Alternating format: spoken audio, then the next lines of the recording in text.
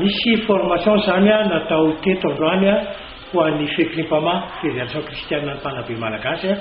ka tsy ho azy irery ihany tsy ho an'ny mpikambana irery ihany zany fa ho an'ny izay rehetra volony mpampianatra na tsy mpampianatra zany mpikambana natao amin'ny sekrima dia nahandray an'izay formation an'izay daholo androany mitandona ankendrena zany dia ny hoe fanomezana atao hoe renforcement de capacité fanomezana aim-baovao zany ny mpikambana ao anatin'ny fekrimpama ka ny zavatra natao zany dia atao miompana zavatra anankiroa angamba ny voalohany zany dia ny fametrahana ny atao hoe syndicat eo anivon'ny fikambanana maro samihafa satria mifamahafama eto amintsika dia tsy fantatra mihitsy natao syndicat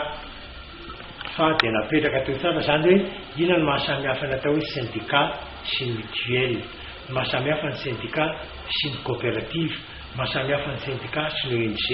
mahasamihafa ny syndicat sy ny ordre satria ny ordre zany natao hiaro ny asa ny éthique professionnelle fa ny syndicat zany natao hiaro ny mpiasa salarié ny travailleur dia akoatran'izay zany nianatra nomena formation teto koa zany satria malaza be moa zao le resaka démocratie eto amintsika dia tsy fantatra hoe inona marina moa ty démocratie ity dia napetraka teto zany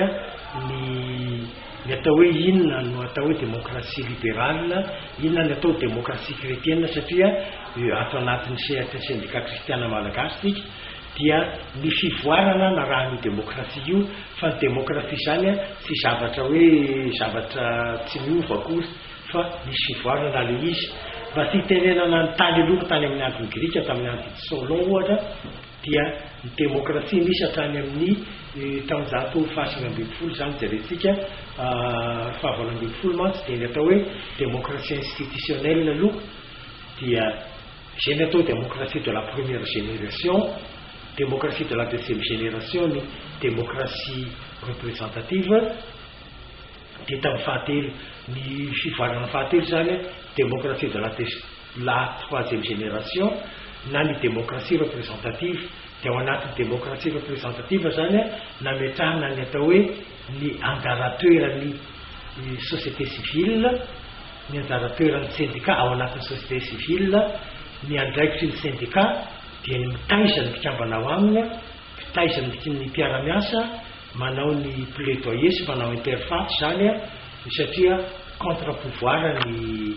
société civile zay zany ny fanabeazana no formation nomena teto androany mety mahalina ireo mpijery antsika indrindra manaraka an'ity site web na ny tranokalaitana sekrima ity aiza mety tarany fekrimpama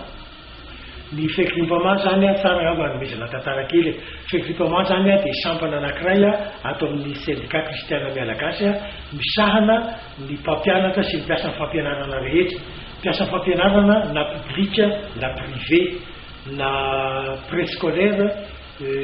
primaire secondaire na universitaire ara dia ny ato fekrimpama ny mandraikitra an'izay ka ny toerana ahitana azy zany dia afaka mijery Facebook fekrimpama na koa